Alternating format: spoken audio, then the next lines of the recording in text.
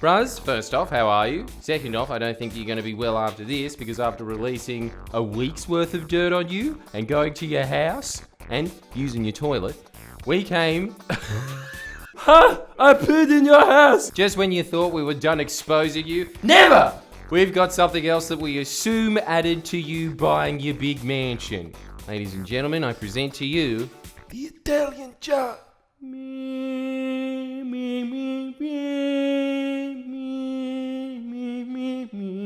Was there staring the Barilaro family in the face? The Marco Polo clubhouse.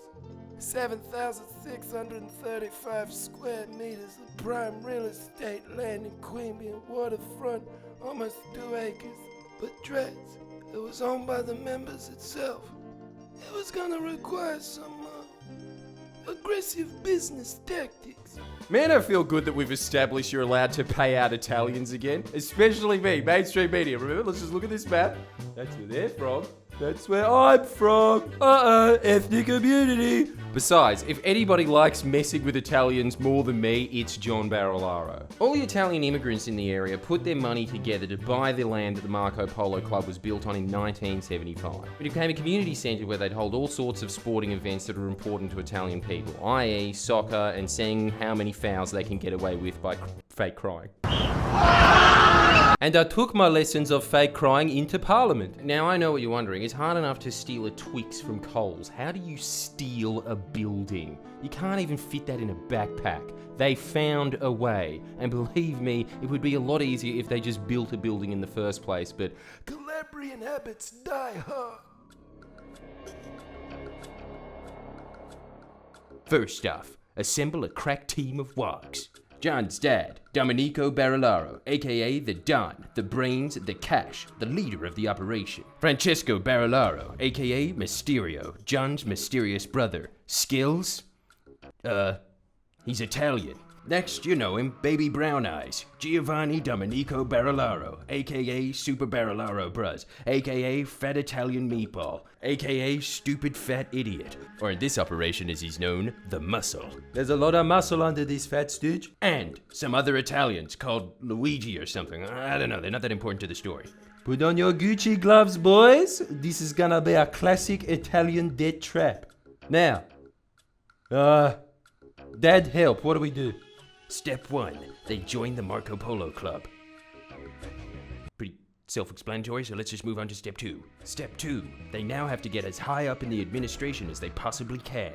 So eventually the Don became director and president of the club, which I assume is like being prime minister and governor general at the same time. Step 3, when the Don becomes president, enter the club into very stupid, unsecured credit agreements with members for frivolous expenses. Oh sweet, fairy floss Nikes. Eat for extra energy to win fun runs. Step 4, due to a fairy floss Nike surplus, take out a mortgage of $621,000 with the NAB. Step 5, now as president, hold fundraisers so patrons of the club have to pay off all but $300,000 of the mortgage. Success, they pay it off in 18 months. Hang on, let me just explain this normally. Step 5, as president, he then held a bunch of fundraisers where they raised all but $300,000 of the debt in 18 months. That means that they could have easily paid off the debt. Anyway, take it away, Ocean's 11 voice. Good choice, Geordies, as your voice isn't as cool and much more whiny. Step 6, and this is where it gets real. The Don has to make it impossible for the club to pay off the rest to the NAB. That's where our new shell company comes in. I mean, legitimate business, Monaro Properties. Step 7, with the club failing to pay off NAB thanks to his nifty work as president, the Don now has the perfect excuse to sell the clubhouse to Monaro Properties for less than half of what the original mortgage was worth, $300K. What a bargain. Now this is very important. He bought it for $300,000. The original mortgage was worth $621,000. That's how ridiculous it is now. You just wait till the end, but sorry, continue. Step 8, Don has to stay as the director of the club and lease the old clubhouse back to the club and buy more unsecured debt from the club.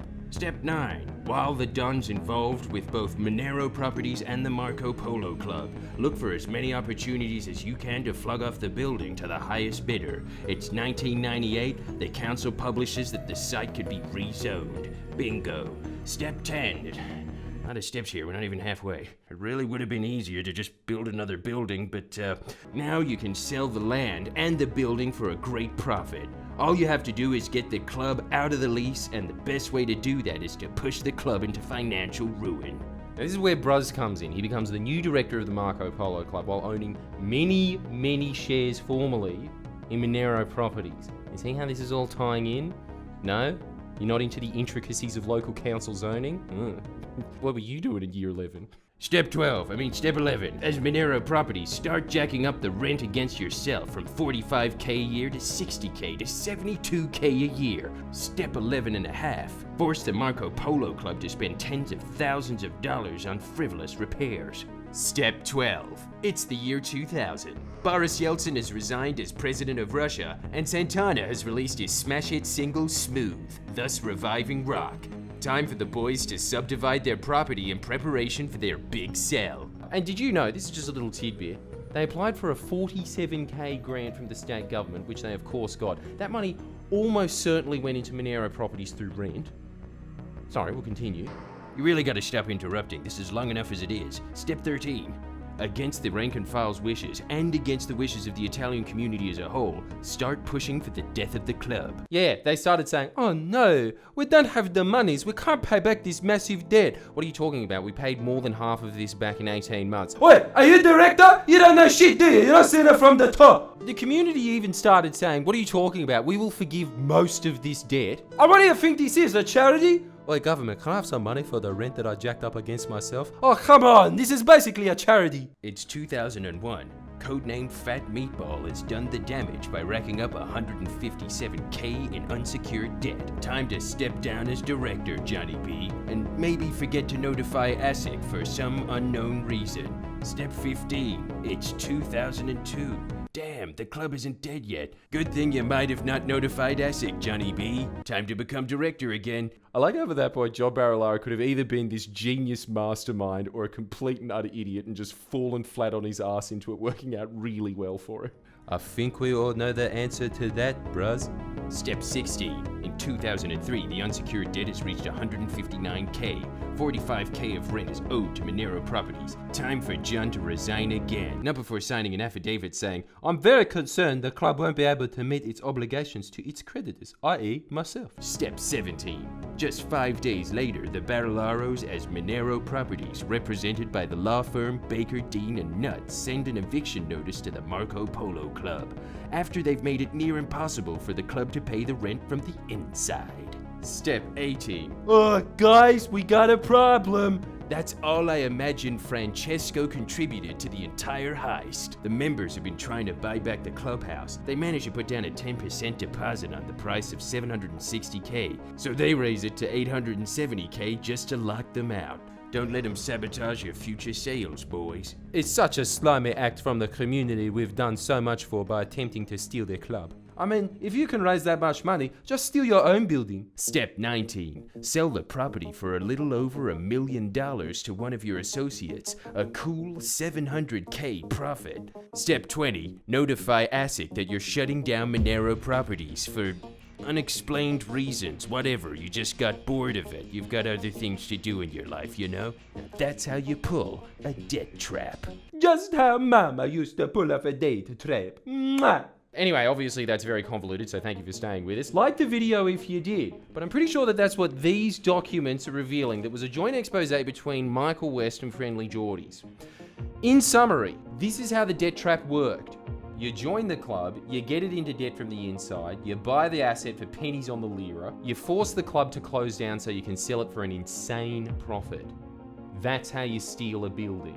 Check out this article. Since then, the site has gotten $425,000 in government grants from a program that John Barilaro controls, ostensibly to reopen the old Italian club that closed due to a tough fiscal market, which I would imagine would be very tough when your own president is versing you. We spoke to the and he said that most of the debt that remained was made up by former members who were willing to forgive it outright. He also wonders what happened to the $700,000 worth of pokies machines that were in it. Yeah, all the pokies machines inside that were racking up $120,000 a year, so that would have easily paid off the rest of the debt anyway. Poof, Who knows where those went? Maybe his family mistook them for toboggan sleds and took them to Threadbow, or maybe he sold them off. Maybe because at the time Pokey's licenses were at a premium, that was the reason that they were really interested in taking this property off the Italian community of Queanbeyan. So Bruz, you might say that my impression of you is deeply offensive to Italians. You know what I think would be much more offensive? Taking the club that they've put all of their money and effort into building over decades so that you could personally profit off it. Like this video if you think that would be more offensive.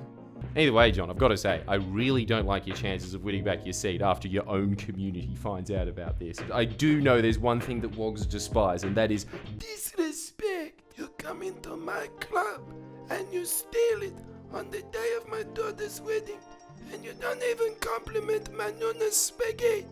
I've never seen such disrespect, Johnny. Subscribe if you think that just this alone, put aside all of Barilaro's other shenanigans, should be reason for him to step down.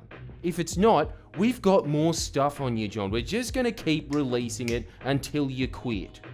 So make sure that you stay tuned for that as well. Another reason for you to subscribe. Cheers for watching.